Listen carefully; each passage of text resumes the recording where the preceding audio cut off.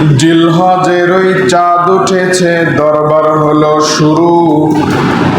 জিলহজের ওই চাঁদ উঠেছে, দরবার হলো শুরু। হাদিস মতে পাওয়া গেল 7 জনে এক গরু। 7 জনে কোরবানি দিব ঠিক করেছি ভাই। ওচা মোটা গরু কেন গোস্ত বেশি পাই।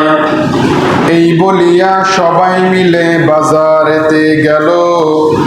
উঁচা মোটা গরু দেখে কোরবানি কিনিল। ঈদের নামাজ পড়ে এসে জবাই করলো গরু।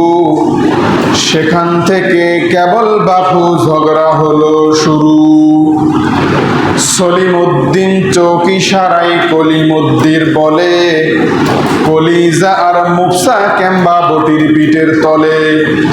সলিম বলে কলিমুদ্দির সত্য কথা বটে, খালি কাটির হাড় দেখি তার সিনা গেল উঠে। হাড় হাড্ডি সবই আছে, সিনা কেম্বা নাই। গবরা বলে বিদেশেতে চালানো হসে ভাই।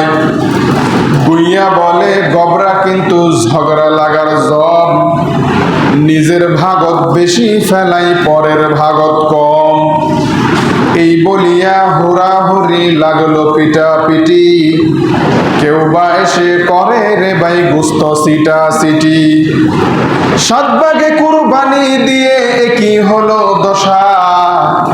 সফরের হাদিস বাড়িয়ে নিয়া একই হলো দশা। একেবারে মিটে গেল গোস্ত খাওয়ার আশা। এমন কামার না করিব না কত মাটি ভাই। যা হবা তা হয়ে গেল, চলো বাড়ি যাই।